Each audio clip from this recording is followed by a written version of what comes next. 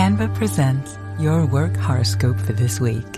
Deadlines are in retrograde, which we all know can bring some intense energy. Our advice: fend off this forecast with Canva. Like Canva whiteboards to counter creative blocks, and Canva docs for clarity in communications. If you have any sales deals coming through, results will be in your favor with Canva presentations, manifesting many wins for you. It's a great week to love your work at canva.com. The PC gave us computing power at home, the internet connected us, and mobile let us do it pretty much anywhere. Now generative AI lets us communicate with technology in our own language using our own senses. But figuring it all out when you're living through it is a totally different story. Welcome to Leading the Shift, a new podcast from Microsoft Azure. I'm your host, Susan Ettlinger. In each episode, leaders will share what they're learning to help you navigate all this change with confidence. Please join us. Listen and subscribe wherever you get your podcasts. Hello, this is Don Bluth, and you're listening to the Animation Addicts podcast with the Rotoscopers.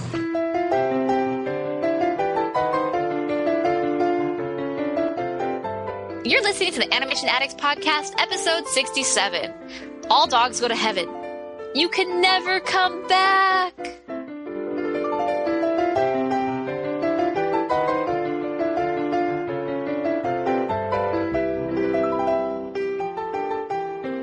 Welcome to the Animation Addicts podcast with the Rotoscopers, Disney, DreamWorks, Pixar, Don Bluth, and everything in between. My name is Chelsea, and I am here with my fantastic co-hosts. We've got Mason and Morgan. Say hi, everyone. Hi, everyone. Hello, world. Hello. We're just a bunch of friends. We like to get together. We talk about animated movies, past and the present, and sometimes we bring up things in the future. But we are really excited today because we're going back in time to the VHS classic, All Dogs Go to Heaven. Again, this is another dog movie, which is part of our dog series of podcasts that we've been doing. So the other ones that we've been doing, what were the other movies? We've done Balto. Mm-hmm. We did Up. And we did Up, which half dog. And now All Dogs Go to Heaven. So anything new happening in your guys' lives? We haven't really done like an update before we jump into the main event. I have an update. Go for it. Oh, well, I was just going to say that I ended my spring semester in the Viz program at A&M, and it turned out really well. I made all A's except for a B in programming, which everyone saw coming because programming sucks when you're an animator. But yeah, it did good. And then we had our big undergrad show, and my animation and visual arts portfolio was a finalist for Best Portfolio. This is actually a Mason plug. But yeah, my portfolio did really well, and I had some digital paintings that were featured in the Best of undergraduate show. And then I did this character animation video. It was selected for the undergrad visual work, so it's like the digital work. So they everybody comes into the auditorium and they watch everybody's animation projects, and mine got selected for that. Ooh, fancy. Congratulations. Yeah. So yeah, it was a good semester. And then I've just been taking a break, hanging out in Houston with Shanna while she's working. And we're just here for the weekend, so I'm enjoying that. Oh, I saw Godzilla last night. Not animation. Yes, it is. Godzilla's animated. How was it? That's Godzilla language for it was really good. I enjoyed it. They did a really good job, and I don't know, the visual effects were pretty stunning, and I'm a Godzilla fan, so I was pretty excited. Just ask Shanna. I've only been talking about how excited I've been to see it for 3 months now. And yeah, I finally got to see it, and I was really pleased. If you like the old Godzilla films, then you'll like it a lot. Don't expect as much action as Pacific Rim, but anyway, I'll let people know on articles and stuff. Yeah, by the time this episode comes out, Mason's article and YouTube review of it will be out, so I'll include that in the show notes. Woohoo! But yeah, what about you guys? Let's hear Morgan. Morgan's got some pretty awesome stuff. Yeah. Oh man, now you're hyping me up.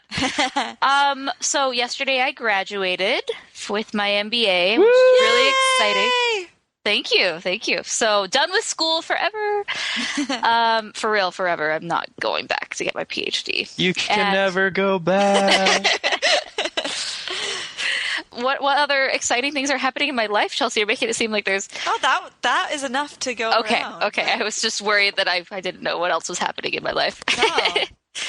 So, that was fun. So it's over and graduation is done. I've actually been done with school for about 2 weeks. I was kind of just waiting for the graduation ceremony. And yeah, we had a bunch of family there. We went to dinner afterward, and it was great. It was really fun. What are you going to do now? Go to Disneyland? I really want to go to Disneyland, but I do not want to go during peak summer hours just because that's horrible and lines. Not. So we are planning on hopefully going in September when like 20 out of the 30 days are ranked like on a crowd level of 1 out of 10 on touringplans.com. So I'm like, yes, sweet. Even on like Fridays and Mondays and stuff, I'm like, perfect. Hey, it's not like you have school or anything in September. Well, cool. So Anaheim then. Yes. I would like to go to Walt Disney World, but we're going on a cruise in December, so... Yeah. Is the Seven Dwarfs ride going to be in Anaheim and Disney World? I haven't heard anything yet. Okay. I went with my family last summer, and we did the exact opposite. We went on the July 4th weekend, which it was adventure. Magic Kingdom was this like miserable sea of tourists. Anyway, we had a lot of fun, but on those hot days, we just hung out in the Haunted Mansion. Nice. Shannon was getting all creeped out because we were the haunted mansion has air conditioning and stuff. It was a week of intense crowds, intense heat, and intensely expensive food at Magic Kingdom. By gosh, it's the happiest place on earth. But man, that is a $9 cheeseburger right there. It's all about the corn dogs at Disneyland. Hand-dipped corn dogs. Oh, man, you know what is our favorite? Is to get the Dole Whip over in Adventureland. Those are good. Yes. They're always delicious. Also, my favorite thing to do. Oh, yeah. No, I was going to say, anyways, we could talk about this on our new Disneyland podcast. Yeah. No, just kidding. I know. All right, Chelsea, what about you? There's really not all that much that is going on that's like, woohoo, let's, I didn't finish school and I didn't, do all that fun stuff. But, excuse me. You don't need to cry, Chelsea. No, sorry. I love you. It's okay if you didn't have any major life achievements. Yeah, there weren't that many life achievements. But there's a lot of really great things going on over here in my life. So I'm super happy, and I'm looking forward to the next couple months. We got a lot of really cool things coming up too. Excellent. Yeah.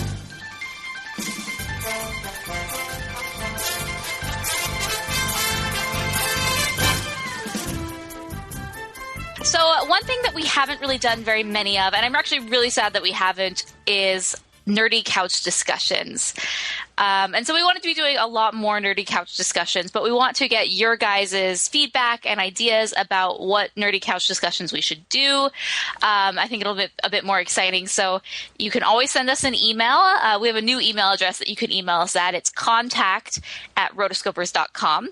And then just say NCD in the title, or if you just in the email mention what you would like us to talk about.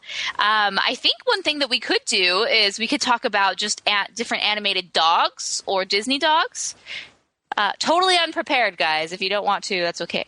No, that's the best part about nerdy couch discussions is that it's kind of impromptu. Perfect. Okay. Then take it away, Mason. I don't know. The first dog that comes to my mind is Gromit from Wallace and Gromit. Really? That's the first one that comes to your mind? Don't judge it, Chelsea. I don't judge, but it's just that's interesting that's the What's the first rule of nerdy couch discussion? Don't judge. I don't See, judge. we need to crowdsource our nerdy couch discussions because we've gotten the point in our relationship when we have nothing to talk about. And so we need our listeners' help. I'm just kidding. Let's see. Gromit, I don't know, because he's just dogs are usually the good guys, I guess, unless they're wolves. But I like Gromit because he's definitely a hero, but he's like literally an unsung hero because he doesn't speak. He's just always in horrible situations, usually caused by Wallace. Right. And I don't know, I just like him because he's got a cool character design, and he's really smart. My favorite Gromit scene is where, one, the fact that he always knits. I think that's hilarious. And two, I love the scene where Feathers McGraw is after him, the penguin chicken thing. Oh, yes, the creeper. The creeper, yeah, is after him on the railroad, on the toy train, and Wallace has to lay the tracks down in front of the train so that they can go places. Oh, that's like brilliant animation right there. How did they even coordinate that, like technically? But another one that comes to mind is Courage the Cowardly Dog. Have you guys ever watched that show? No. It's a very morbid, very weird show. You have an interesting lineup of dogs that come to mind. I was going to say, what did you expect, Pluto. Disney?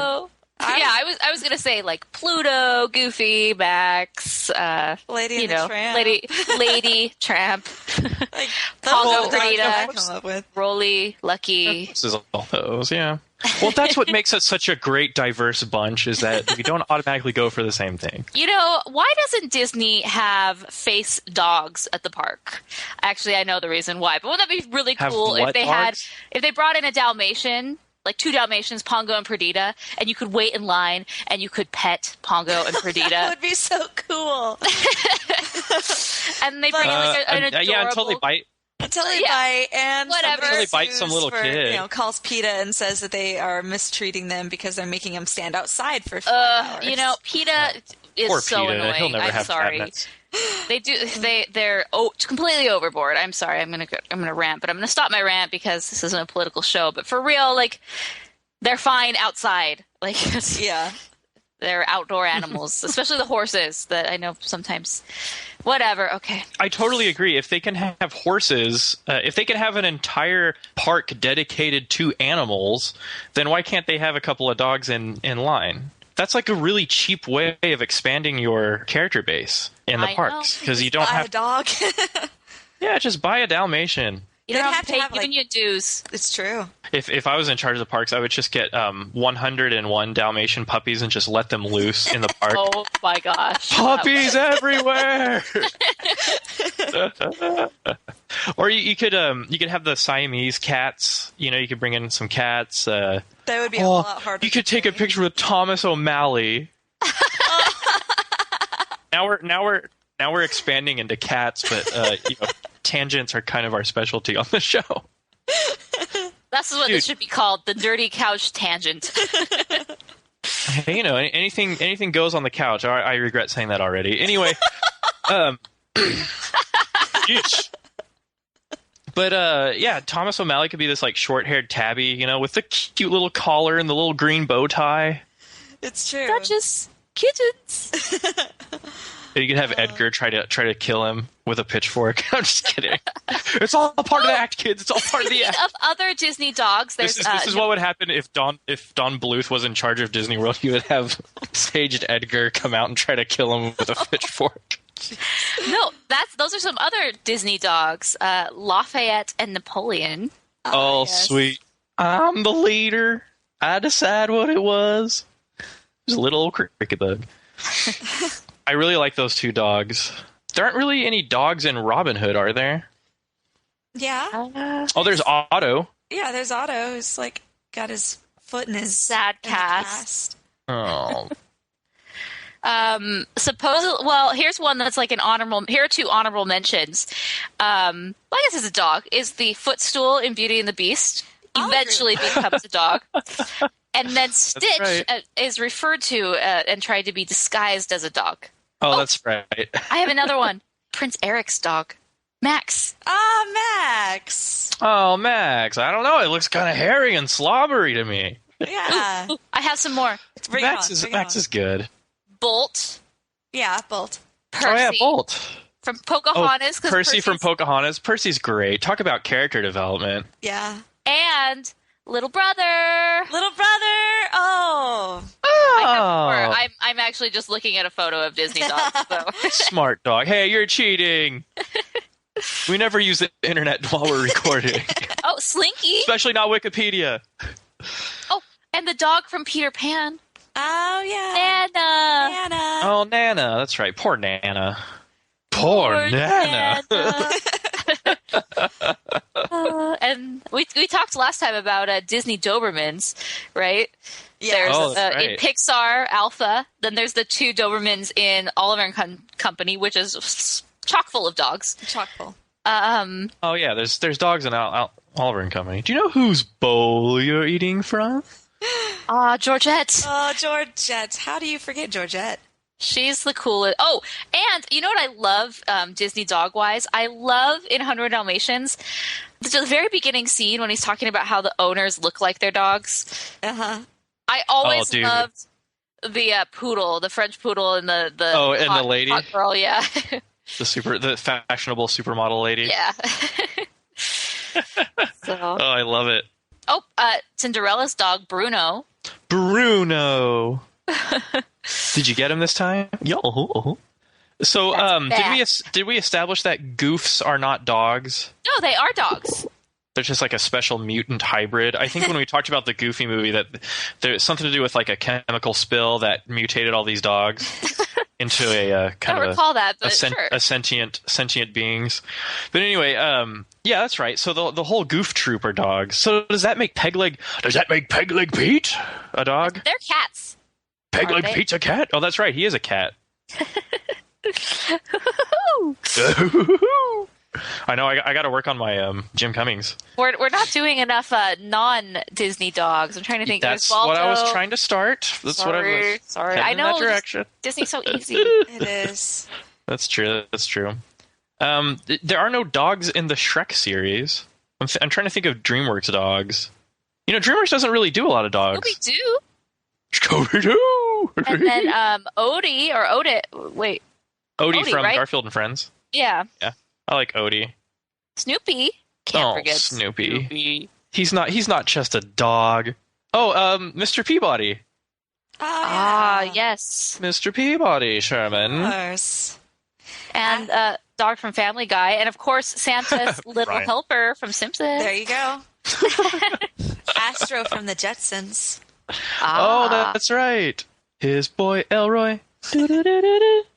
Actually, there's a lot of Hanna-Barbera dogs. You know, Scooby-Doo had there was a series where, of course, there was Scrappy, which we don't talk about, but there's also Scooby.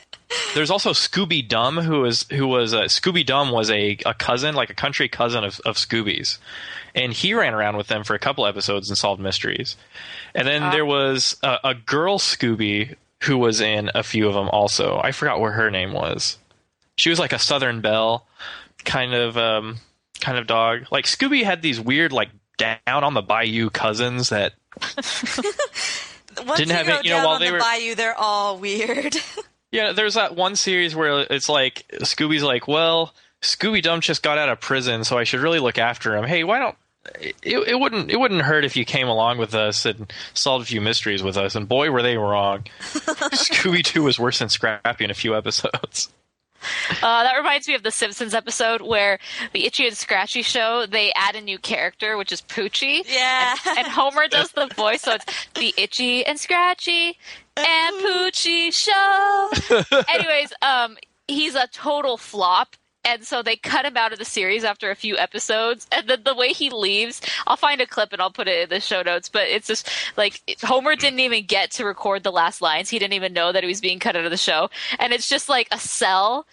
And he says, I'm going back to my home now in space or whatever. And then the cell just lifts up to the sky. And you can see like the markings of. Oh gosh, it's so good. I want to check it out. Oh my gosh. You've got Dog from Cat Dog.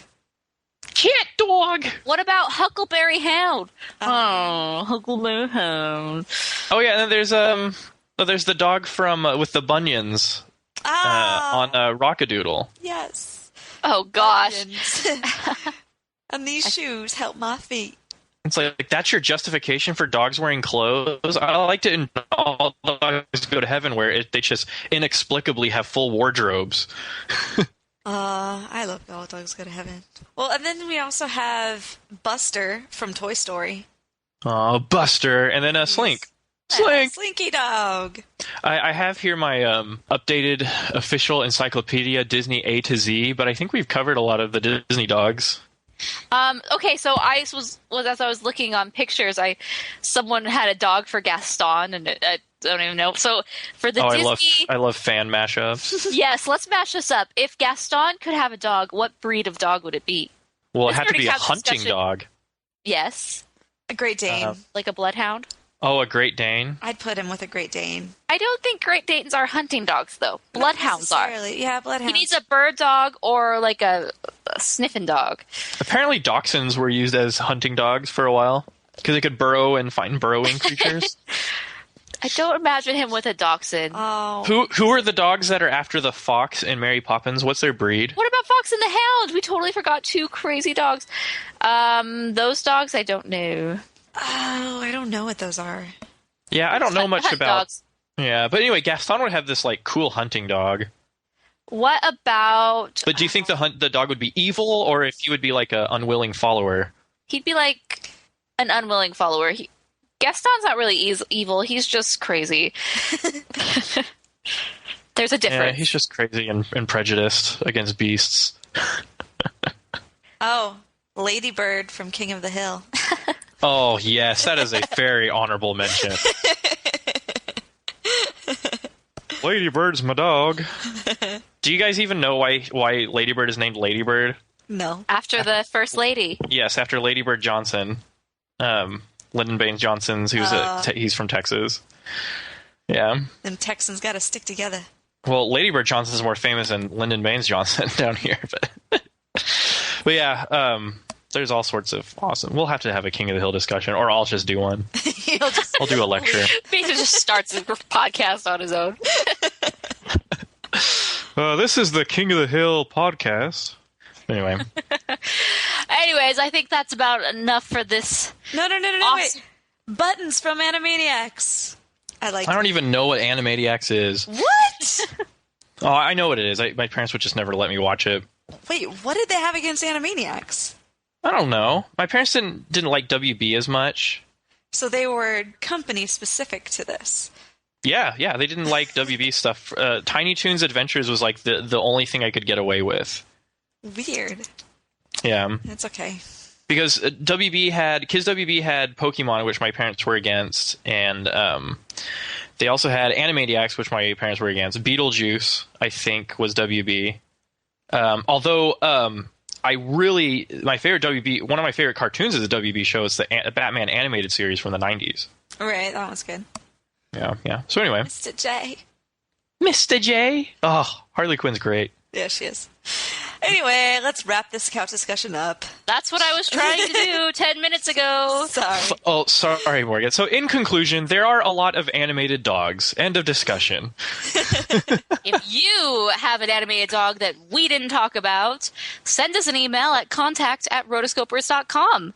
And to let us know about animated dogs, why they're your favorite, why you're your least favorite.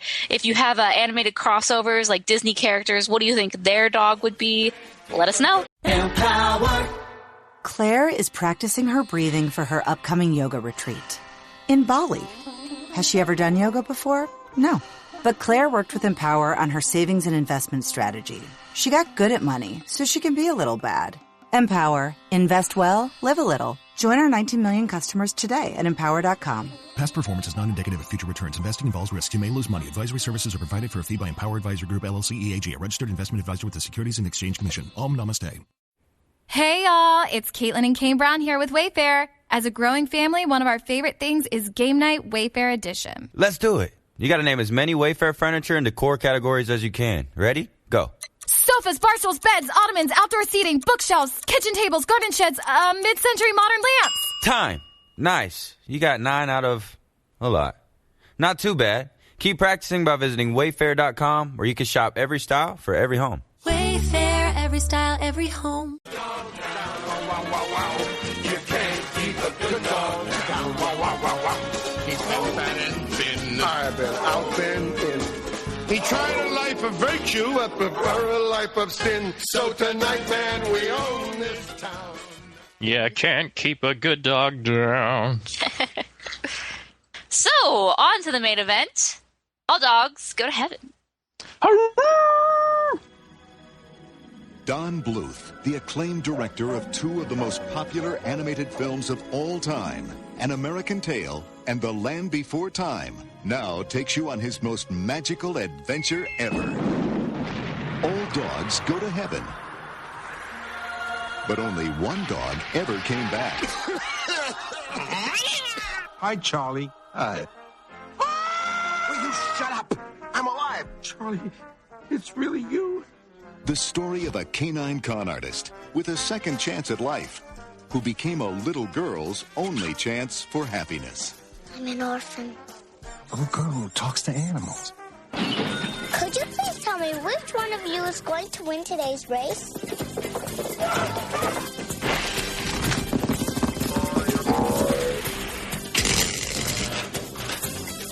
All Dogs Go to Heaven, featuring the voices of Vic Tayback. This is strike 2. You're out. Charles Nelson Riley. No, wait, boss, I get one more strike. Don DeLuise. I can't help it, Charlie. I itch when I'm nervous. Lonnie Anderson.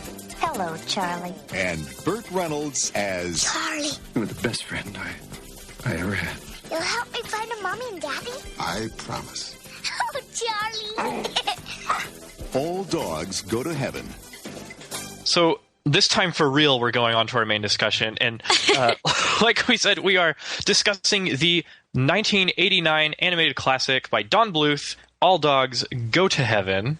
This is one of those movies that was like, there was this long gap, because I know I saw this sometime in kindergarten, but I only like conscientiously saw this movie last summer when I went and saw it at the Alamo Draft House in Austin, and Don Bluth and Gary Goldman were there. Actually, they sat right behind us, but I was like too nervous to like turn around and be like, well, howdy, you know?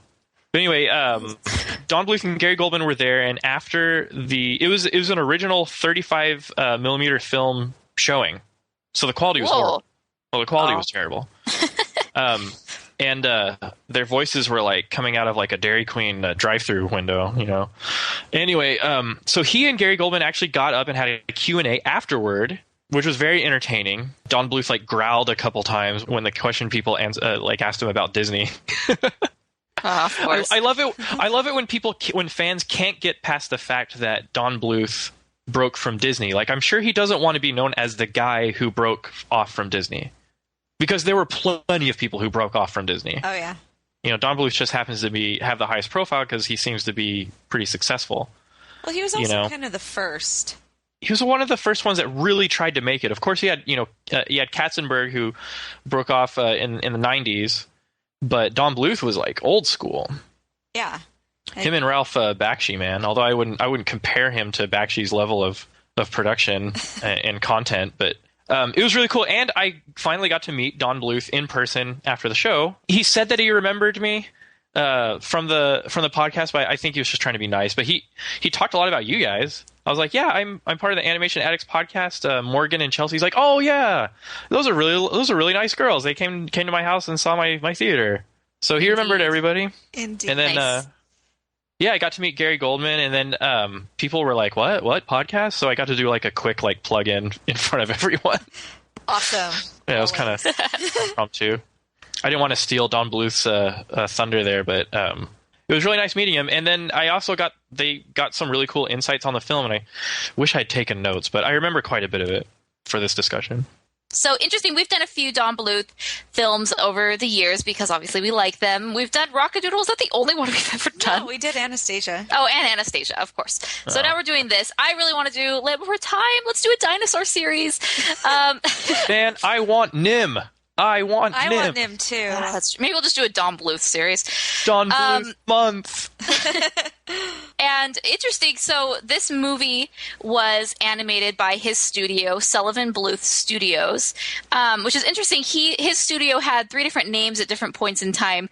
It was founded in 1977 when he left Disney as Don Bluth Productions. And then he got an Irish-American business partner named Morris Francis Sullivan, and they changed the name in 1985 to Sullivan Bluth Studios. And that's where they worked with Amlimation to do An American Tail. And then after that, this movie, All Dogs Go to Heaven, was produced in Ireland. That's because Sullivan moved the studio to Dublin, Ireland, because they were able to take advantage of a lot of tax credits and different incentives for producing movies over there. And so they were able to do Land Before Time, and then All Dogs Go to Heaven and Rockadoodle. And then the name was changed back to Don Bluth Entertainment in 92 and was moved back to the States. So really interesting, kind of like the history of Don Bluth. Apparently it went defunct in 1995, and Don Bluth no longer was kind of producing his own he was working for Fox Animation after that. So I don't know. I find Don Bluth's little era very interesting. I think we could do just a nerdy couch discussion on that later on, maybe on our Don Bluth series. Yeah. But it's pretty interesting that's what happened. This movie had a budget of $13.8 million, which is really interesting because that was very low for the time, I would say. Same year Little Mermaid came out, but the movie did well. It had $27.1 million in the U.S. So, I loved All Dogs Go to Heaven. I never owned it, but I think it was always on Saturday morning, afternoon, when they'd show movies on Saturday afternoons. Did I say Saturday morning, afternoon? Saturday. Hey, we get it. Saturday afternoon. It seems like that's what the local channels would do, is they'd show a movie. And it seemed like All Dogs Go to Heaven was always on. So that's kind of how I was able to see this movie all the time. And I always really enjoyed it as a youngin'. As a youngster? Did. As a youngin'. Yes. Different than youngster. We did have this on Just VHS. Ooh, of course you did. Well, the thing about the VHS is that it ended up becoming one of the biggest selling VHS releases ever due to apparently an effective marketing program for the release. We never had All Dogs Go to Heaven on VHS, but all my friends did. I guess it's called a sleeper hit, or I don't know what you call them, where it doesn't do as well, but then years later when there's a re-release, it does really well. People rediscovered it, Yes. I'd say this is one of the more popular Don Bluth films besides Land Before Time. Yeah, what would you rank the most popular Don Bluth An American films? Tale? Anastasia, obviously. Then I think maybe American Tale. I think people forget that Anastasia is Don Bluth. But yeah, I would say... People don't forget. We're talking Don Bluth fans here. Right. Not people who think Anastasia is a Disney movie like our writer Pablo. Oh, Pablo. If you don't get it, that's a long-running joke in all of his articles that Anastasia is a Disney movie and that Rasputin is a Disney villain. And so in every article, even if it's not Anastasia or Don Bluth related, he puts that in there, and it drives people insane because because people will just stumble on the website and they'll read that and they'll be like, "Oh my gosh, Anastasia is not a Disney movie!" And it's hilarious. And I don't even care. I don't care because I'm like, these articles are meant for real fans who actually get the joke and have been long-time readers. So, it's kind of our way that we can filter out the good guys from the new guys. People are flagging his articles as inappropriate because of it. If you could, Oh, that's funny. Well, I'd say All Dogs Go to Heaven for the grew up in the 90s crowd. Yeah. People like us, that All Dogs Go to Heaven is a pretty big deal. Yeah. Pretty much every year in elementary school we'd watch this film, or at least parts of it. So this was released the same year as Kiki's Delivery Service, Little Nemo, and Wallace and Gromit's A Grand Day Out. But most importantly, it was also released at the same time as The Little Mermaid. Ouch. So, yeah. It's kind of like every film that was released in the wake of Frozen, I just felt bad for. Well, when you have a re-release, literally 3 weeks after the end of your original theatrical release, it's hard for everyone. Yeah. Focus back to the main discussion. Anyway, all right, back to All Dogs. But yeah, it's a good point. It is hard to compete with Disney. I had to wonder, did Don Bluth choose this release date, or did Disney choose their release date, or if that was just a popular week to release?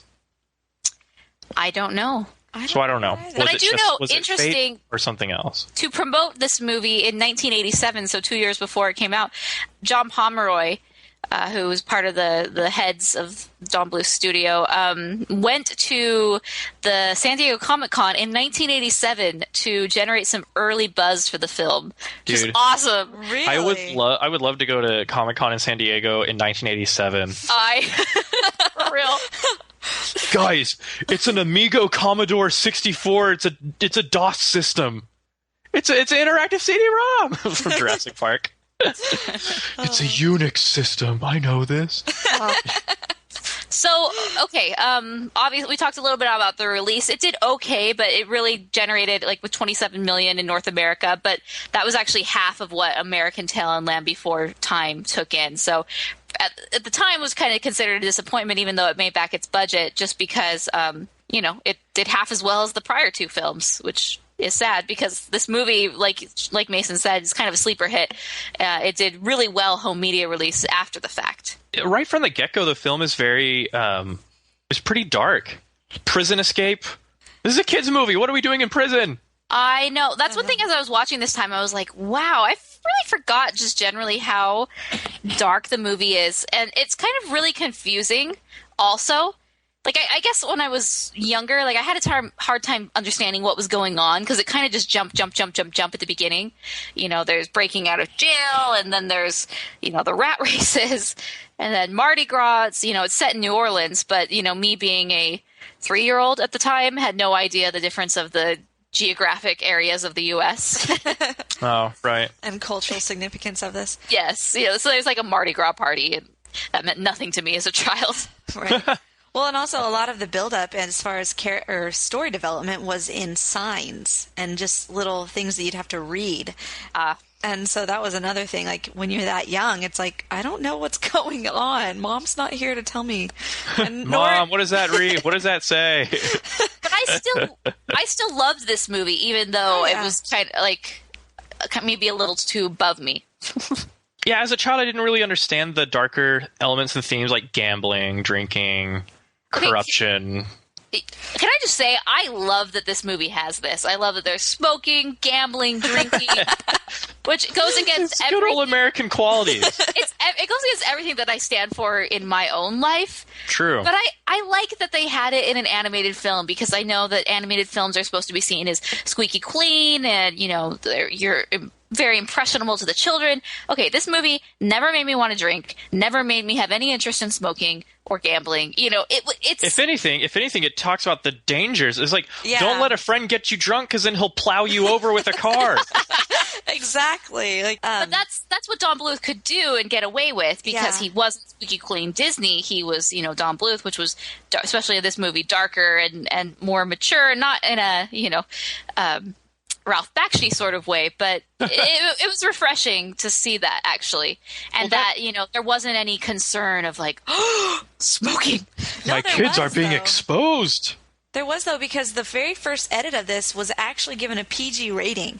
And it was just this huge thing for them because it's like, it can't be PG because then parents won't actually take their kids to see it. And that's all of our audience.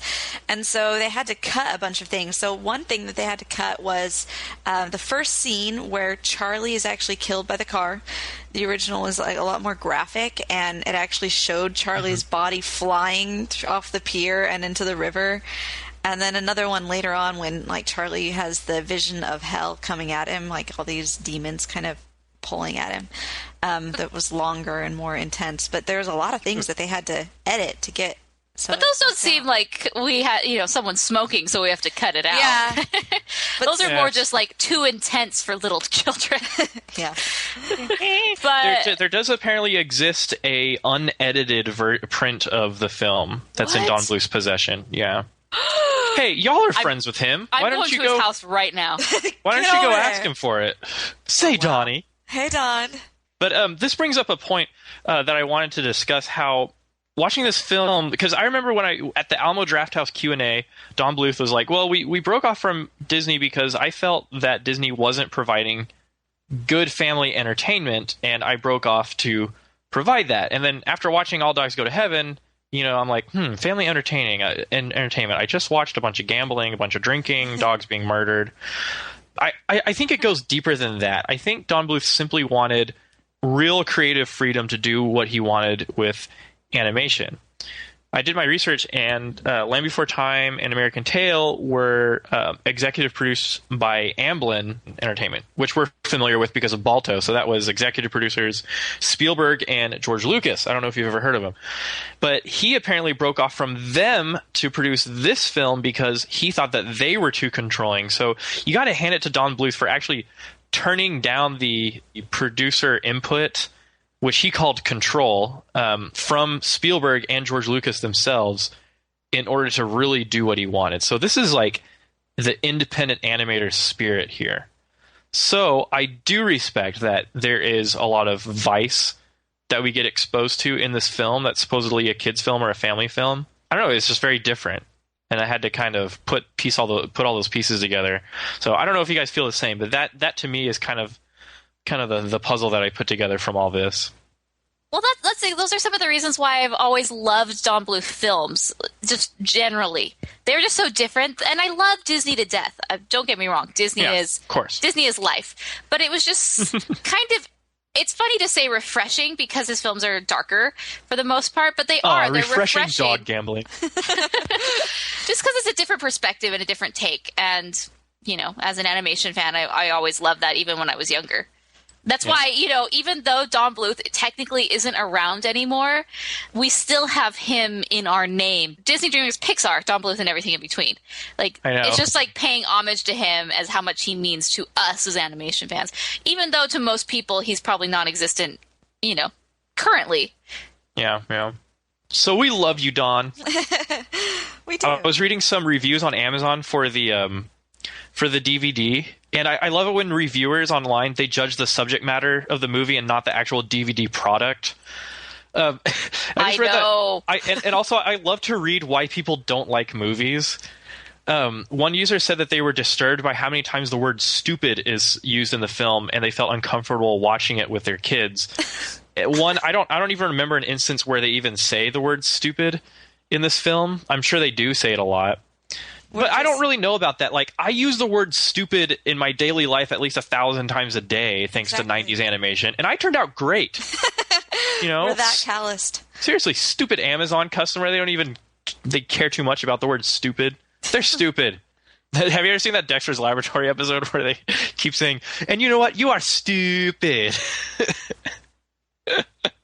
Anyway, it's on Dexter's Laboratory on Netflix. So let's talk about the voice cast, because I really liked the voice cast for this movie. Mm-hmm.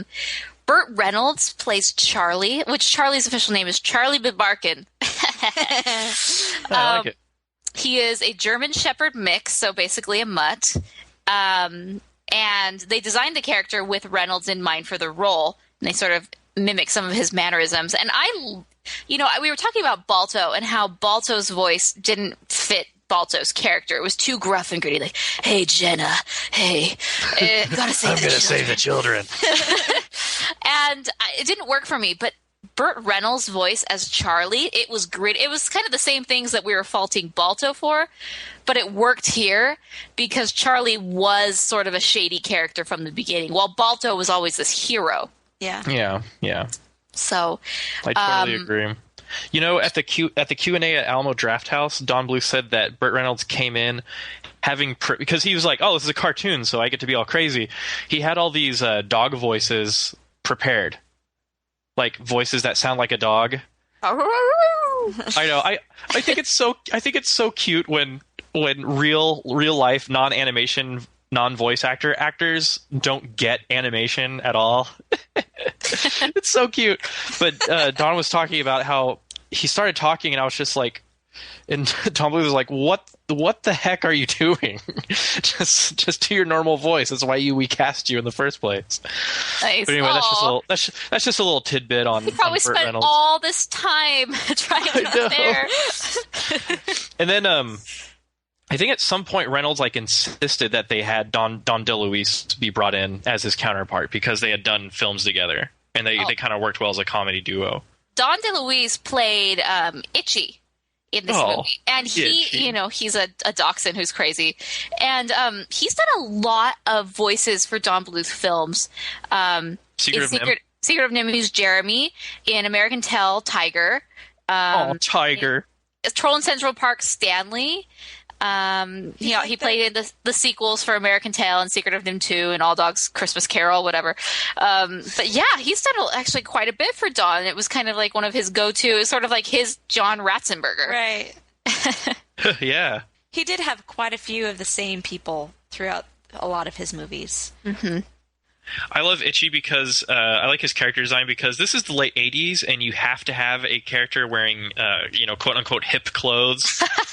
He's got the sleeveless shirt going on. He's got the baseball cap. Yes. Oh gosh. Which doesn't fit his personality at all. It really doesn't. It's just the era. He needed to be a little more hip hop if he was going to wear It's true. those clothes. We have to talk about the voice of Anne Marie. Yeah. Which is so sad. But her was played by a young girl named Judith Barcy.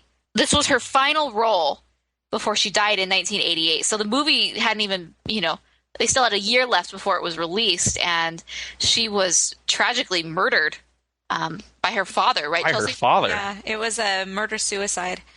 And so he ended up killing her and her mother and then killed himself and, burned down their house. It was oh, my gosh. People. Yeah, it was really go to really jail sad. for being losers. Yeah.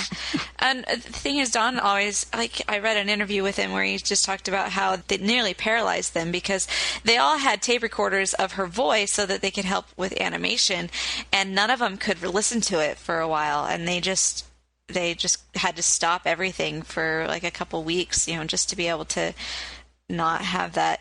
No Anne Marie scenes. Yeah, it's just don't even do it. Don't go there.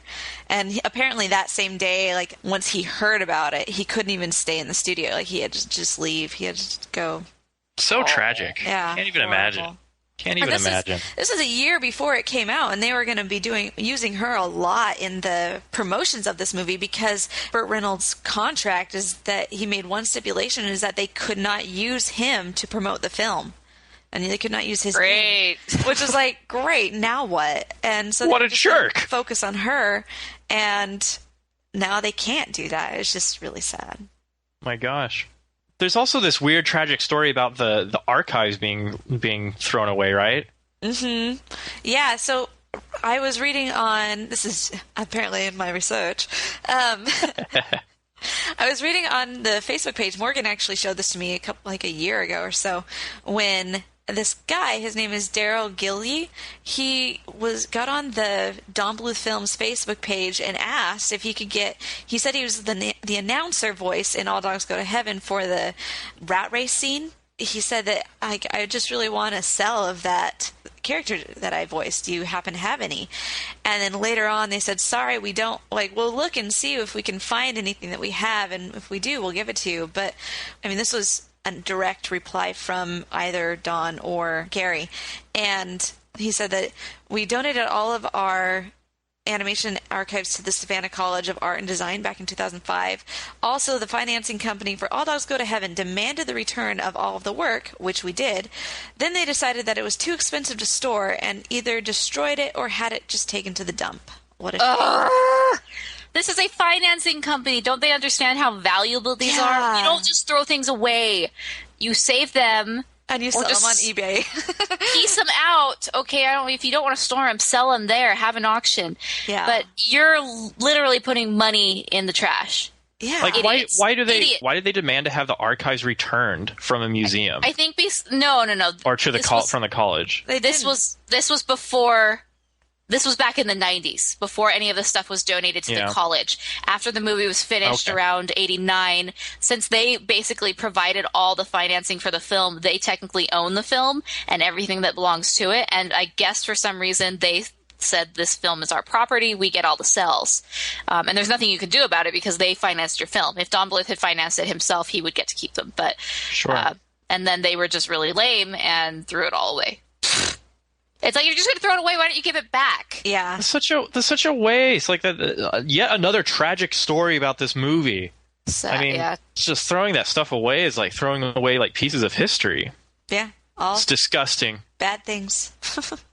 Real. All right. Anyway, back to the movie. They break out of jail, and people say that the plot is disjointed, but I don't really think it is. I understand where all this is going. Charlie had a casino, a dog casino, because I can wrap my head around that. Sure. And evil Carface dog, we find out that, spoiler alert, he was kind of the reason why Charlie was on death row in the first place. So he wants to get rid of him. And I forget where all the songs come in during all this. Well, they all have little moments, and I thought they fit for the most part as far as how they segued into them. For example, you go into a bar and then they all just start, doing a drinking song. And so that's the song, You Can't Keep a Good Dog Down. And I love that song. It's a good one. You can't keep a good dog down. Oh, no. Can't keep a good dog down. Yeah, the words to it are actually really clever, too. Yeah. What did y'all think about the scene of Charlie getting splattered by Carface? You mean when he gets hit by the car? Yeah, like, what did you think? Very bold move. I like that he had to die, I guess. What are you going for? I just think I don't know. I just think the whole sequence is creepy. Oh. He's like drunk. He doesn't even know what's going on. Poor guy. He's like singing and dancing the whole time. I think one of the reasons why we kids thought this was a cool movie was that it was probably the only popular animated film where you see heaven, like where the movie actually takes you there. But it's like doggy heaven, you know. Yeah, I really like this movie because you do see the two sides. You see heaven, which you never see. Like, we never go there. And then parts of Diablo, you know, the depths of hell. There you go. Yeah, totally. And so the film really does have this, like, spiritual side to it. And at the Q&A, Don Bluth did talk about, I think he talked about an experience he had when he was a kid about a dog that died in his family. And his parents, you know, explained that, you know, according to their beliefs, that there is a place in heaven for animals and that he didn't have to worry. And so, you know, Don Bluth definitely grew up with this concept of finding your family again in heaven after you die. And so he did cite that as part of the inspiration for this movie, which I thought was really cool. And I think why this movie appeals is that, one, you get to see these cool scenes of heaven and these highly spiritual scenes, but at the same time, it delves into that question, like, do we see our beloved family pets because they're part of our family, you know? So I thought that was a cool little detail. Mm-hmm. Heaven is kind of funny, though. It's really colorful. In this movie. I love the color scheme of heaven. Cotton candy, you mean? Yeah, lots of cotton candy everywhere. It's better than I ever dreamed it was. Welcome to doing whatever you wish. Yeah. That's Doggy a good Heaven's song. Great. That's another good song. I love that Whippet. She's super cute. She's pink, and she's like one of the standouts of this movie. When I think of All Dogs Get Heaven, I think of her singing and her line, "You could never go back." Yeah. I think with all these dog episodes, we've been quoting that a lot. Yeah, the listeners are probably like, "Oh, we get it. You could never go back. Got it. I never want to go back to this episode. Thank you." Oh, fast forward. Dogs are naturally loyal and loving and kind. I guess. And what about Carface and his cronies? Carface is disgusting. Pretty no bad. Me gusta a Carface. I like his line. I like his line where he's like, "What? What? What? What?" So funny. 90s animation. His, like, henchman dog is also kind of gross. Aw, killer. He has, like, this studded collar, which really doesn't, but then these huge glasses. So I'm not quite sure what to make out of this guy. And then he's just kind of like a loser, you know, not as tough and mean. Yeah, he's not a real killer. He's just a bookie. So this is jumping like way ahead, but that family of dogs that's like orphans, it has.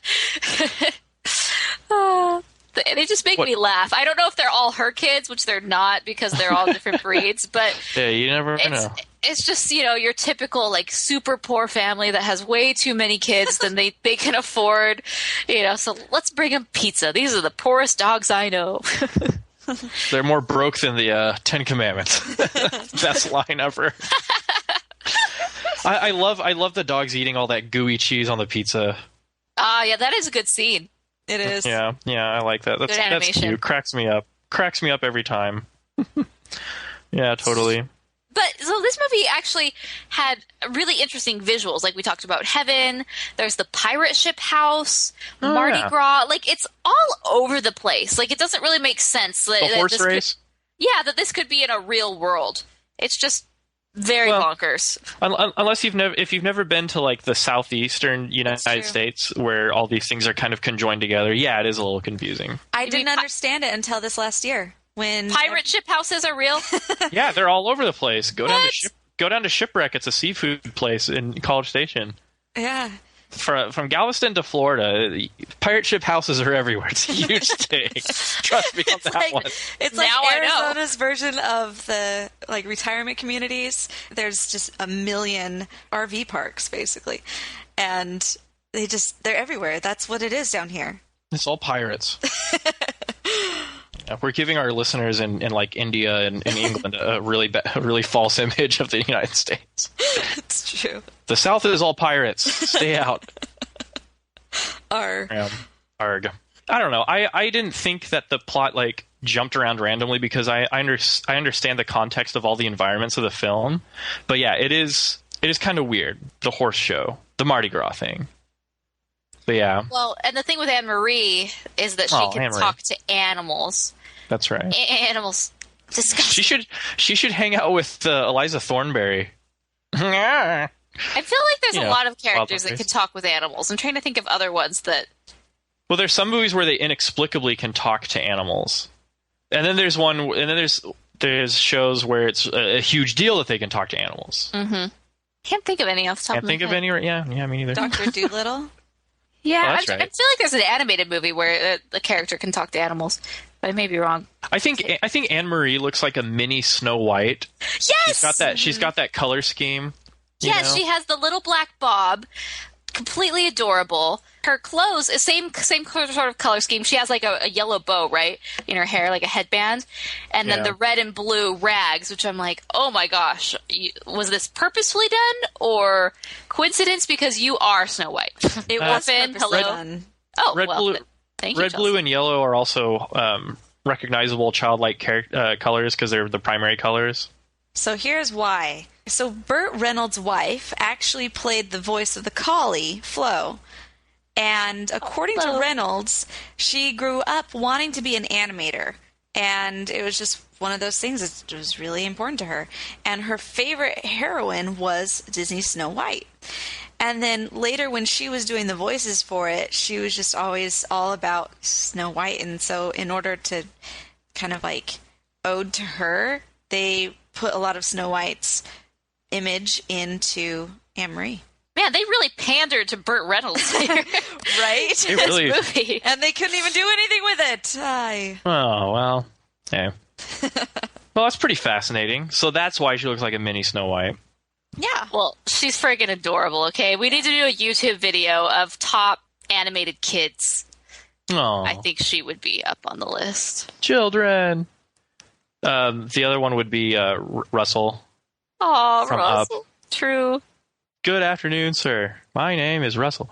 Anyway, her animation's okay. I feel like she's very highly rotoscoped, but that just means that the kid who did the live footage was cute too. Yeah, there's a lot of rotoscoping going on, but that's kind of normal with background characters in Bluth films. But especially I feel like, okay, you know the film where they're pandering for money at the horse races? Yeah.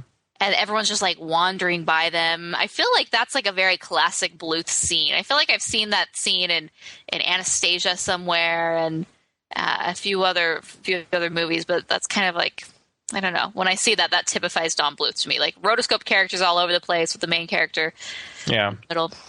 When I think of this movie, I think of her dressing up as a mustached man and getting the horse race betting ticket. Reminds me of Little Rascals. Yeah. Oh yeah. I like to take out a hefty load. I need your account number. I love the 90s because the story of 90s entertainment is the story of kids out duping really stupid adults. You know, kids rule. You know, that mentality. Oh, that's a great scene when she dresses up like an adult and she's standing on Charlie with the mustache. And I always wonder, I'm like, okay, so you were able to buy the tickets. You lucked out this one time. But how are you going to cash in your tickets for that much money? I don't know. Yeah, I don't know. But the great thing about Anne-Marie is that she's really sort of the moral compass, because Charlie isn't. He's just doing anything. He's horrible. Totally exploiting this little girl. Yep. And he just wants to earn a lot of money, get his casino back, and to, rub it in Scarface's face. But she's always the voice of reason. Like when she finds out that the wallet was stolen from that cute, adorable single or a childless couple. Oh, they're so great. And she's like, Charlie, you stole this? She just gets really worked up. This is part of Charlie's story arc. It just breaks your heart in some places. When she calls Charlie a bad dog, that was like totally broke my heart. Yeah, that's probably the worst. Kind of like when Carl called Doug a bad dog in Up. That's like the word. If you're a dog, that's the last thing you want to ever hear. You do not want to be called a bad dog. It's the lowest you can get. I don't know. That was kind of the message I got out of this film. Like, Charlie, throughout the film, he doesn't really change, but you want him to change. He's totally enveloped in the vices of the world, like all the gambling, all the corruption, until he meets this little girl who needs him because she's an orphan. She needs him to be a good dog, aka man's best friend and all that. And so I like it. This was kind of one of the big messages I got from the film is like, how do we solve the problems of people getting involved in like violence and drinking, gambling, corruption, all that stuff? You strengthen the family, duh. Like, just a little family love, and that's why animation is so great, is that they can tell these stories and tell these messages in such an entertaining way. Yeah, I have nothing to add. That was really great. So that's about it. But yeah, because like Charlie is a bad dog. Because like he's totally using her throughout the whole film. He's disgusting, almost as disgusting as Carface. But at the same time, we're totally rooting for him the whole time. A, because there's no one else in the movie, and B, because it's quality animation, I believe, because part of animation is one of the 12 principles is character appeal, and good character appeal is getting the audience to care about a seemingly unredeemable or irredeemable character. Because Charlie's headed he's never headed in the right direction in this film. Like, he kind of cares for her, like that the scene where he's trying to get her to shut up and sleep in the back of the car. Oh, it's gold. And at the very end, she's like, Charlie, what? I have to go to the bathroom. It's so true. With kids, it never ends. You think, okay, we got it. We're moving on. And there's something else. Yeah, you have to go to the bathroom. So, question. So when Charlie goes to heaven the first time, that was an accident? He wasn't supposed to be there? Because clearly at that point in time, he did nothing to deserve to be in heaven. Like, besides being a dog. So how'd he get there? She was looking through the books, and she was like, I don't see your name here. Oh. Well, it's the doctrine of the film that all dogs go to heaven. Yeah. Even if you are a horrible because later Carface goes at the title, end. Morgan, the title. I get it. Okay. That was a total relapse. Well, that was a really hard doctrine for me to swallow too. This concept of all dogs going to heaven by default. Like, because why does Carface get to go to heaven? Surely he did. The robes. I know, and I love how he hates it there. So I'm like, good. I'm glad that you can't be happy in heaven. Well, that is another eternal principle. It's true. It really is.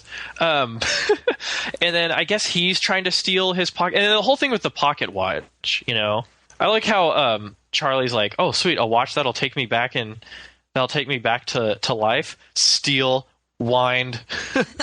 I love characters that totally say to heck with your established rules. I'm going to make my own rules. But yeah, it's this weird doggy doctrine in this film that all dogs go to heaven. I think Carface should have gone to doggy hell. Well, he does, because he winds himself back up and then he can't come back, so he will. Well, Charlie went back. What are you talking about? Yeah, but then he redeemed himself at the end. He redeemed himself by sacrificing himself. I guess. In the end, All Dogs Go to Heaven has great character development for Charlie. Because, like, in the beginning, he's definitely, okay, putting it lightly, he's not a fantastic role model for kids. But like I said, we still push for him and root for him because we see the potential to help out the little orphan girl, which is good. And we all want to see him succeed and change. And then you have your quintessential part where the character usually lives this like big lie. Aladdin comes to mind. Mulan, where you always get that iconic scene where they're like, "You lied to me," and that's when they start their big downward descent. Mm-hmm. But in the end, he's redeemed, and the element of redemption and real spiritual change is very classic with character development. And while I don't judge animated films solely on character development, I think this is really solid in All Dogs Go to Heaven. Like, you can say what you want about the songs or like the quality of animation. I say nothing negative about the songs, FYI. Okay. Morgan, you can hate on those songs all you want. I guess we don't have anything to say about the songs, but like, there is this element of redemption, and it's literally on a spiritual level, which is really cool. Mm-hmm. I'll agree with that. As far as the songs go, like, when you compare them to something like Little Mermaid, which everybody was doing at the time, obviously, yeah. They're not going to come up quite to that level. But in and of themselves, in their place, I like them. I think they're fun. Yeah, they're not masterpieces, but they're fun and enjoyable. Yeah. Yeah, it's no Spirit where it's like we have to have a song every 5 seconds. Oh, yikes. Look into my eyes. Do-do-do-do-do. Anyway. Oh, Rob Thomas on the brain. So yeah, I think in the end, All Dogs Go to Heaven is pretty cool. It's also got your classic sassy fat alligator.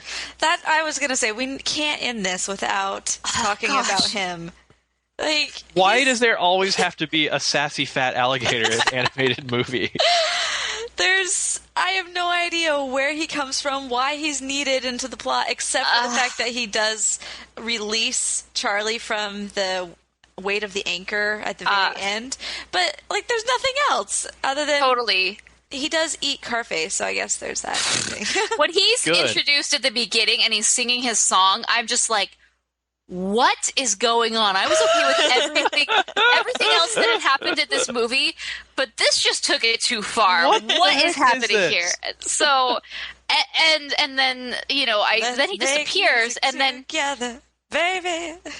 Well, then he disappears, and then he only returns just to conveniently, like, tie up some loose ends of the plot, which I guess that was one thing I didn't like about this movie, was that guy. Like, he was funny, but I was just, when he appeared, I'm like, what is happening? Yeah, totally. Who was the Bayou alligator in Princess and the Frog? Lewis, that's right, Lewis. Maybe this is like a cousin of Lewis's, or maybe this is Lewis before he like, you know, turned from singing to trumpet playing, you know? Because it is in the same locale. It is in New Orleans. And I think that's one of the main things that I thought of when I first saw Princess and the Frog. I was like, it's totally All Dogs Go to Heaven guy. Okay, so final thoughts, everybody. Final thoughts. I can go first. I grew up loving this movie. Like, there's a lot of good things in it, and there's a lot of things that are like, yeah, that's probably not, like, the most triumphant, awesome animated movie ever. It's not. But it was good. And it was one of those movies that I continuously watched as a kid. Don DeLuise really made me happy a lot. I would give this movie 3.5 stars on a critical, just because of the enjoyment level and the replay value. Non-critical level, I would probably do it more just because of the replay value, but I'll just go with 3.5. I also will give it 3.5. Like Chelsea said, grew up loving this movie. When I watched it again, it didn't lose any of its charm that it had when I initially watched it, 20 years ago. It just was very enjoyable. Characters were interesting. I like Charlie. I love Anne-Marie. I love the juxtaposition between how just diabolical Charlie is and how pure, sweet, and innocent Anne-Marie is. And I like where both of their lines go, their plot lines through this movie. I thought it's fun, it's interesting. The songs, surprisingly, were another thing that they're not masterpieces, but they're fun to listen to, which I like. And so, yeah, 3.5 stars. All right. Yeah. I can't give this a 3-star and I can't give it a 4-star, so I'll do 3.5 stars along with you guys. That seems to be a really comfortable rating for this film, because I do like the tale, the character arc of redemption for Charlie. Like, it's always good. It's always good to see that. To see that even the rottenest, nastiest people can change, and it usually, loving a child is the key to doing that. And to me, that's a principle that needs to be brought up more. And animation is the perfect vehicle to drive that message home. And I thought that Don Bluth did a really good job being independent from other studio influences. Like, I think that's an achievement in itself, that he got to have some real creative freedom with this film. And, maybe someday we'll get to see the uncut version of All Dogs Go to Heaven. Ooh. I think Itchy is adorable. He's probably one of my favorite parts of this film, and Anne-Marie's great. So yeah, 3.5 stars. It's definitely a solid animated film, and it's definitely an animated icon or staple from the 90s, late 80s. Totally.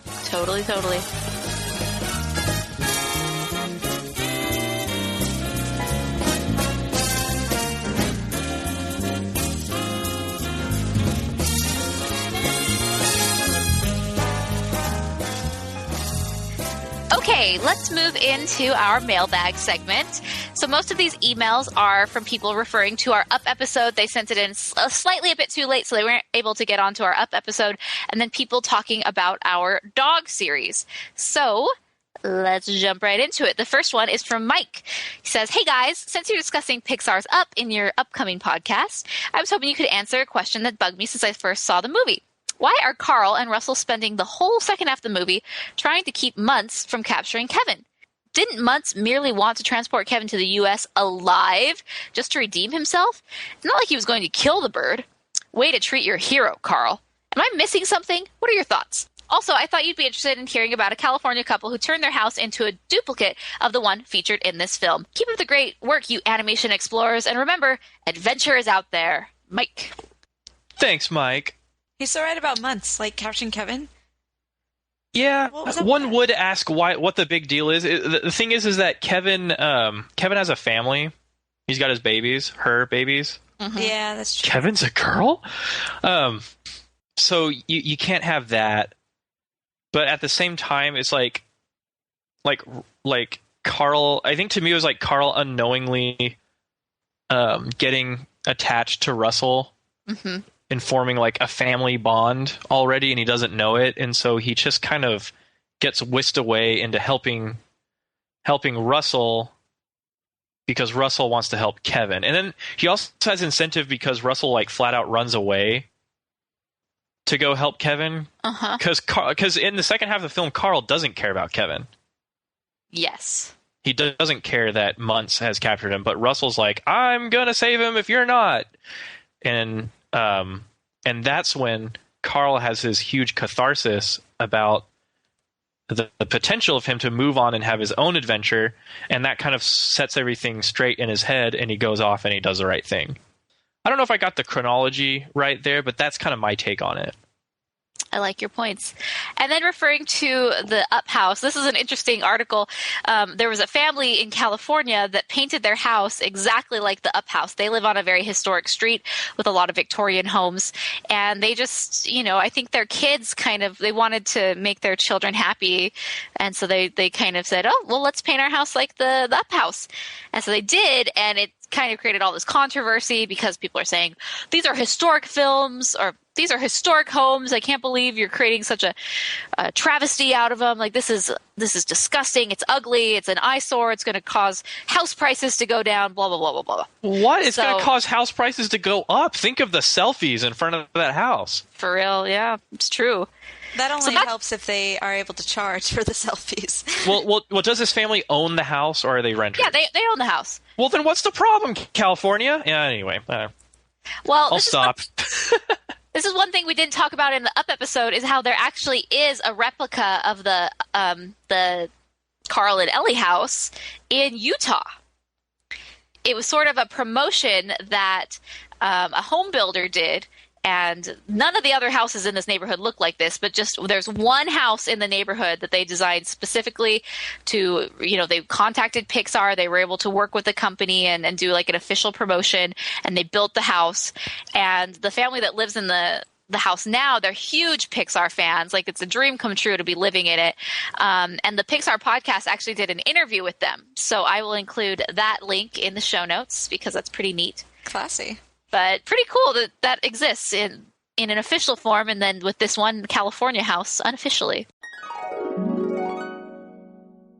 This one is from Sarah. She says, hey, Rotoscopers, I can't wait for your Up review. I would have thought of you guys doing Lady and the Tramp instead, but I guess it works because of Doug. I am, however, a little surprised that you guys didn't have Whitney play Catch and Fire in your last Unicron review.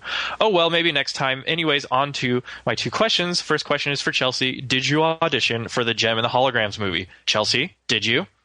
Did you? I did not. I'm sorry to say I did not. Hey, maybe in the sequel, right? Yeah, maybe. All right. I could see you doing like a cosplay, or you know what we should do? We should do Rotoscopers cosplays. We would attract so many people.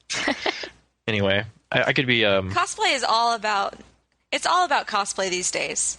Like, there's so many YouTube people who do cosplays. It really is. I should be a Hiccup. Yeah, we're training these dragons, Dad. Anyway, since Morgan, Sarah goes on. Since Morgan missed the Meet the Robinsons review, Chelsea with Tangled, and of course Mason with Hercules, will there be separate reviews of the films you didn't do on the podcast or on the YouTube channel? Especially Mason's review of Hercules. Jeez, I didn't realize I would cause such ripples not being on the Hercules episode. And Sarah was kind enough to point out all the episodes where we were not present for certain episodes. I never thought we would have such attentive fans. So, but yeah, Sarah. We're always watching you. Always watching, Wazowski. Anyway, wow, I didn't realize I was gone for so many episodes. I'm kind of ashamed. Sarah, thank you for caring. We love to be on as many episodes as possible. Unfortunately, sometimes due to scheduling and other stuff, we're not able to be there. But thankfully, we have excellent roto writers to fill in for us when they need to. I mean, aside from the occasional anecdote and comment or mini discussion on films that we missed, I don't think we're going to go back and do separate episodes. So sorry. Maybe if it comes out on Blu-ray, then that'll be our chance. Also, you will note that she listed all the episodes, and then the Hercules episode that I missed is in italics and has an asterisk. So apparently someone was really offended that I wasn't on the Hercules episode. So, Mason, give us your mini review of Hercules right now. Even though you've never finished seeing the movie. I've never finished watching Hercules. Oh, gosh. That's enough said, okay? I think Hercules on an animation and comedy level is on level with Emperor's New Groove, which is a good thing. I love all the... they managed to turn mythology references into pop culture references. Like, mythology references are the pop culture references in the world of Hercules, which I think is brilliant. It really defines a really cool universe in the film. Of course, and then you got "I Can Go the Distance," which is a very popular Disney song, and I really like the character design. The character design is very it really displays the power and majesty of Greek mythological figures. So I think it's a good film. I'm sure if I saw it all the way through, I would give it probably give it 4.5 stars. Oh, and I love Hades. My gosh, I want to be just like him. I mean, not go to hell or anything, but I think he's really cool. So yeah, I that's my mini review. I think it's a really good film. I'd have to go back and watch it. I've seen it in its entirety, but it was back in high school and I wasn't paying attention, or we ended up watching it over a period of 3 days, so it was all lost. But we'll do a live rewatch one of these days, dude. Those are going to be bombing. Google Hangout. It'll be awesome. Our next email is from Leigh-Ann, and she says, "Hi, Rotoscopers, listener since day one." I really like the fact that she says that. "And I wanted to say how awesome you all are and how your podcasts get me through my commute and long hours in the lab with a smile. Up is my personal favorite Pixar movie because of how touching, poignant, and on the flip side, how fun and funny it is. There's no character in the film that I don't love. From the antagonist to the protagonist, everyone is memorable and it hits you right in the feels as it should. I remember watching it the first time and feeling so mad at how, yet again, the married life scene started the movie off with me crying. But in spite of being angry, I knew that the story would be wonderful. I love the juxtaposition of how Mr. Fredricksen with Russell, how one is missing Ellie and the other one has no father figure, and how through the crazy adventure through the falls, they find each other as well as what they need. Who doesn't love Doug? Seriously, our family dog, Tyke, looks exactly like Doug, so I'm a bit biased. But so great. So happy, Leigh-Ann." Thanks, Leigh-Ann.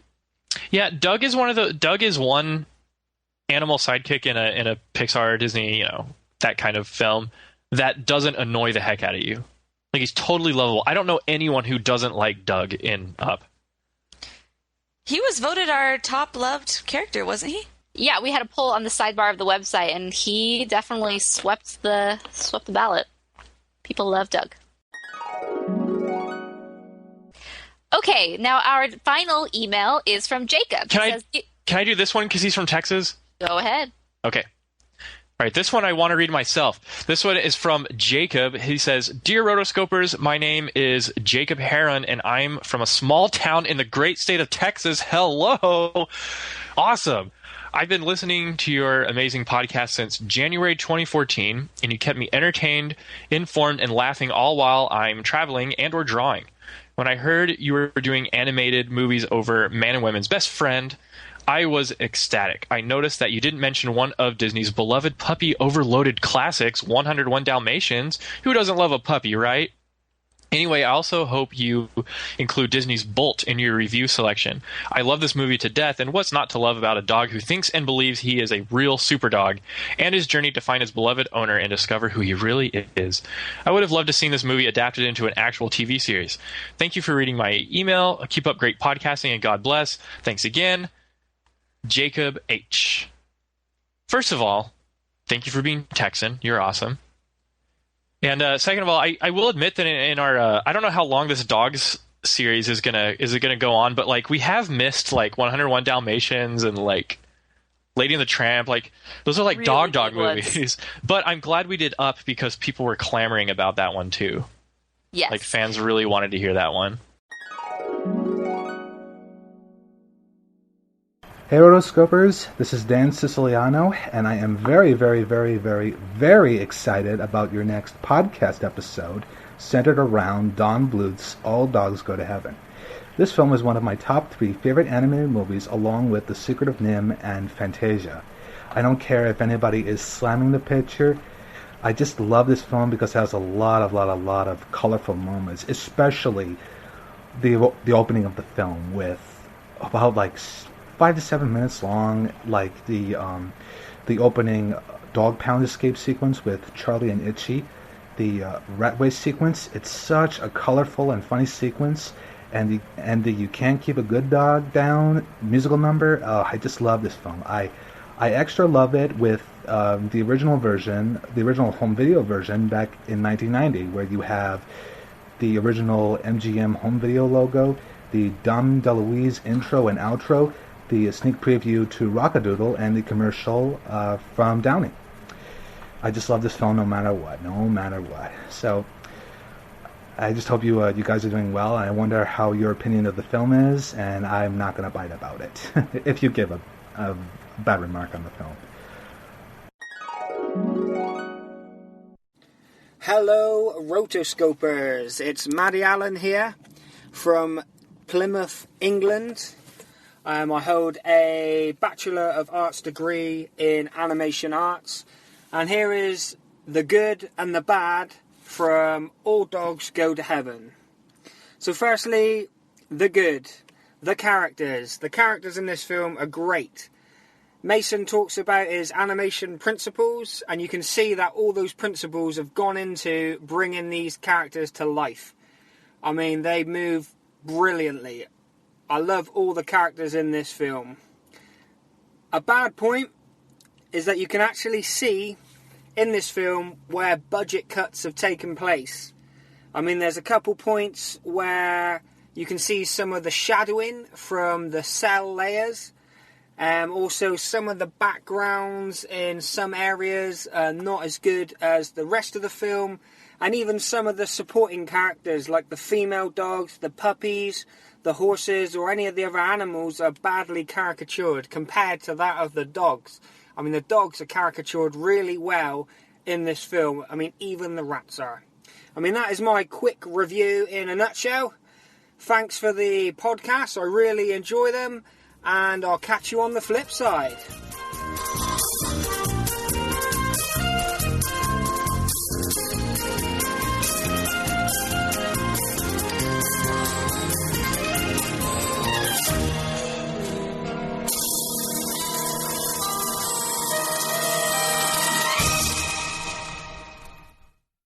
All right, guys, thanks for another fabulous episode with the classic All Dogs Go to Heaven. It was a fun episode to talk about. And I like this one because we didn't really go scene by scene by scene, which we've kind of fallen in the habit of doing in recent episodes. We just sort of talked about whatever we wanted to talk about, and that was fun. If you want to prove to the world that you got to the end of this episode, use the hashtag PinkWhipIt. And of course, anytime you're referring to the podcast, use the hashtag AnimAddicts. You can find the show notes at rotoscopers.com/67 on our website, rotoscopers.com. That's where you can find all of the latest news and reviews of the animation world, including our YouTube channel, which has been featuring more and more of Mason, which is really exciting to have his videos on there and his reviews. Very, very fun stuff. You can subscribe to us on iTunes, and we'd love it if you leave us a review if you've been listening for a while. You know, those people who write in saying, I've been listening since day one. You guys, that's who we want reviews from. Just saying. And, of course, you can listen to us on Stitcher Radio and anywhere great podcasts are found. If you want to send us an email us at contact@therotoscopers.com. And voicemails, we love voicemails because we get to hear your voice. Rotoscopers.com/voicemail, or you can call in on your phone at 406-646-6575. Also, don't forget to use our amazing affiliate links. So if you're ever shopping on Amazon, be sure to go to rotoscopers.com/Amazon. We get a little kickback for everything you purchase. Thank you, person who bought a TV in the past few months. That was great. Awesome. That was fantastic. Keep buying TVs, America. Come on. And if you're interested in audiobooks, go to rotoscopers.com/audible. We love audiobooks. We love podcasts, but sometimes, you got to get your literary, whatever. But sometimes you got to get your reading in, so Audible is a great way to do that. You can do it at the gym, in the car. It's great. So, yes, I'm Morgan Stradling. You can find me at Twitter, at Morgan Stradling. I'm Chelsea Robson. You can find me at Chelsea Robson on Twitter, as well as on my Facebook, which is chelsearobson.com. You can get there. And as always, I'm Mason Smith. You can find me at Twitter at Mason SMTX. And that's the best way to reach me on social media right now. Yes, ever since Mason has joined Twitter, Twitter has been a better place. Aww. I remember the days when Mason wasn't on Twitter, and it was sad. It was a sad place. Because it was like, we're all here except for him. He's like this cool celebrity who's too cool to interact with fans and people, but now he is joined. Oh, shucks. He's joined the community, and, It made a bigger splash than when Iron Man got a Twitter. Well, speaking of being too cool to hang out with fans, by the time this podcast is released, I'm still going to be in the Houston area. So if you're a fan and you want to hang out or meet me, if you think that'd be cool, then send me a shout out, because I'll be in the Houston area. Being bored, seriously, all I've been doing is, going out, never mind. So, Rotoscopers meetup in Houston. If you're interested, tweet Mason Smith, Mason SMTX. For real, that is happening. If you're interested in doing a meetup in the Arizona, Phoenix area, tweet me, Morgan Stradling. And if you're interested in the Nashville area, tweet Chelsea at Chelsea Robson. Because for real, we've done a meetup in Arizona, and no one came. No one came. It was okay. That was also 2 years ago. It was just our friends from Animation Fascination came, and then our real life friends who listened to the podcast came. So it was really fun. It was a blast. We projected How to Train Your Dragon on a big screen outside and had a bonfire. It was super cool. So yeah, if you want these to happen, tweet us or tweet at the Rotoscopers, and we'll make this happen. Woohoo! We like having friends. We do. Friend. All right, guys, until next time, we are the Rotoscopers.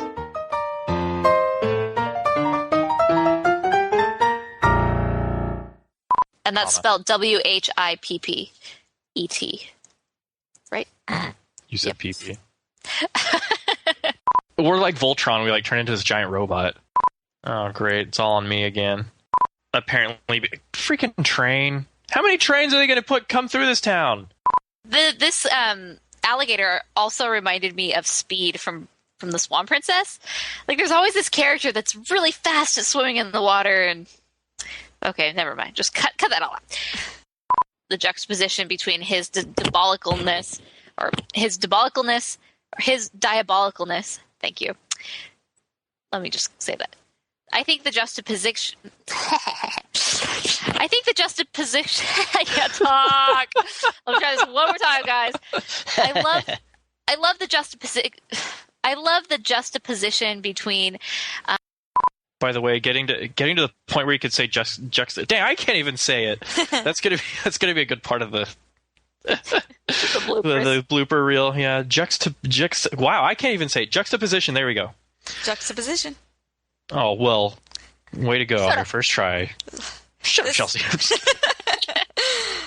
I want you all to know that I'm better than you.